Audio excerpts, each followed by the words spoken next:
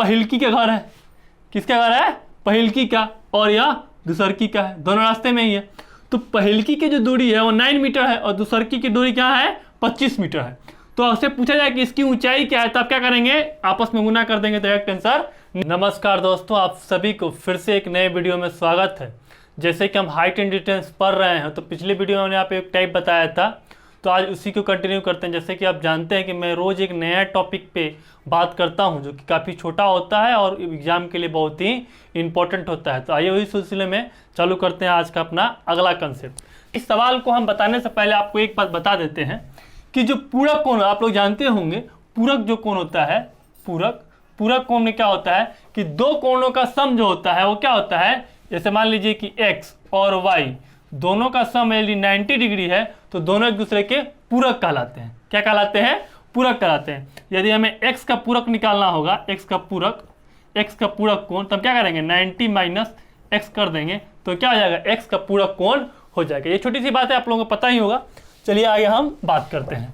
अब ये जो इंपॉर्टेंट टाइप बनता है, बहुत ही इंपॉर्टेंट सवाल है और बहुत ही आपको मजा आने वाला है। देखिए, आप लोगों ने ऐसा सवाल देखा होगा कि ये कोई मीनार है, ठीक है जी, और इस मीनार से एक ही लाइन पे दो रेखा है, ये हो गया और ये हो गया, ठीक है जी। और ये मान लीजिए कि ये थीटा है, ये एंगल क्या है? थीटा है, और यह 90 माइनस थीटा है, एक दूसरे के पूरक कोण है। ये दोनों जो एंगल एक दूसरे क्या है? पूरक हैं। यदि यह m है और यह n है और यह a है और यह b, नाम कुछ भी लिख सकते हैं अपने मर्जी से, और यहाँ से यहाँ तक का यदि 9 वैल्यू है और यहाँ से लेके यहाँ तक यदि 25 है, क्या है? 25 है, ठीक है। तो आपसे पूछता है कि इस h का वैल्यू निकालिए। क्या निकालिए? h का वैल्यू निकालिए। तो h इक्वल टू क्या हो जाएगा? h इक्वल टू आप डायरेक्ट लिख सकते हैं कि √9 इंटू 25 क्या हो जाएगा जी? तो आप कहेंगे सर ये 225 अंडर हो जाएगा, और 225 हम जानते हैं कि 15 का होता है, यानी h का वैल्यू क्या हो जाएगा? 15 हो जाएगा। ये तो हुआ डायरेक्ट निकालने वाली बात, कैसे हम डायरेक्ट निकाल सकते हैं। अच्छा, इस बात को एक बात ऐसे समझ सकते हैं, जैसे कोई एक मीनार है और ये पहिलकी का घर है। किसका घर है?